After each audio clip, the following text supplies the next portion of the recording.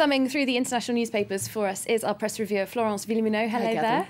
We're going to start off with some international reactions to the Nairobi attack. That's right. It's continuing to get a lot of attention. Let's start by looking at the front page of China Daily. It's on the front page with this striking photo that was taken during the siege, of photographers taking a photo of a policeman there. Now, in its editorial, China Daily says this atrocity is really a cruel reminder that there's still a long way to go before we get rid of international terrorism. And it points out that though the international community has really come together to condemn this, there also needs to be a lot more cooperation, international cooperation in fighting this common threat, as another article in China Daily calls it. These extreme organizations have no borders, and this article really calls on countries to step up their sharing of counterintelligence on terrorism. Okay, and also some of the press looking at how Al-Shabaab recruits jihadis. There has been focus on the fact that there could well be international fighters involved in this attack. That's right. There are reports that perhaps there were some Americans, for instance, that were part of the gunmen there. Now, the Daily Beast looks at how Al-Shabaab is trying to recruit jihadists in Minnesota's Twin Cities, so Minneapolis and St. Paul, which is home to one of the largest Somali communities outside of Somalia. There's some 85,000 people living there. Now, in the last couple of years, Al-Shabaab has been successful in recruiting some Somali Americans to come back and fight in Somalia and in neighboring countries. And they do so by sending messages either through mosques, by word of mouth, online. It's often a mix of religious propaganda and a promise of adventure, because for many of young Somali Americans living in the Twin Cities area actually are unemployed. And so for them, this is seen as being somewhat of an escape. And of course, quite a lot of Somalis have in recent years fled their country, war and other reasons pushing them out. International Herald Tribune looking at other parts of the Somali diaspora. That's right. It's an interesting piece by journalist James Ferguson, who's been covering Somalia for several years now. And he says that this attack has really raised the fears of the enemy within, for instance, in the United States. But the West need not fear its young Muslims, he says.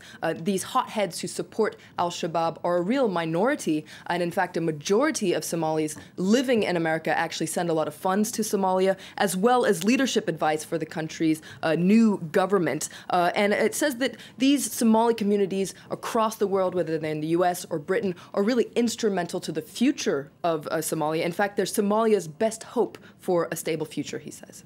Okay, well, let's move on now to another story. We all remember the Russian band Pussy Riot, back in the papers today. That's right. Now, one of the members, Nadezhda Tolokonnikova, she wrote an open letter in The Guardian this week, which we can take a look at, which she explains why she's going on a hunger strike in protest against her treatment in prison. So this is getting a lot of attention in other papers. It's on the front page of The Independent today, for instance. It talks about the Pussy Riot prison diaries. Now, The Independent takes a closer look at these brutal conditions that she says she's enduring. 17-hour workdays, rotten food, humiliating punishments. All this, she says, are a violation of her human rights. Now, The Independent takes a closer look at the penal system in Russia. It says it hasn't changed much since the Soviet Gulag days.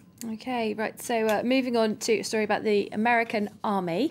Going to get tough on tattoos. That's right. That's not very traditional, is it? It's not very traditional, but basically Slate takes a closer look at these strict rules that are going to be put in place. Wow, a beauty this guy is going to be okay, because basically the new rules, basically new recruits will not be allowed to have tattoos that show below their elbows, below their knees, or above their neckline. So basically no visible ink.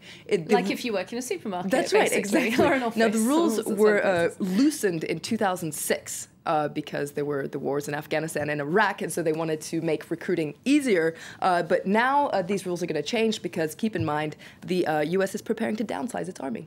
Okay, well, finally, trouble at Disney. Not quite the same sort, not tattoo related. Not tattoo Bit controversial, related. though. It is very controversial. It's an interesting piece. You can read all about it in The Independent.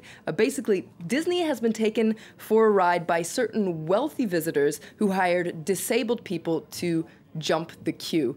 Basically, according to Disney's policy, if you're disabled, you can jump the queue and bring 6 of your family members. So The Independent points out how some very wealthy people have been hiring them. It's very expensive, $130 an hour, $1,000 a day, hiring these disabled people to jump the queue. As one person put it, this is how the 1% does Disney. Well, that's about to change. Oh my goodness, that's a very controversial story indeed. Thanks very much, Florence Villeminot, our press reviewer, with a look of the international headlines.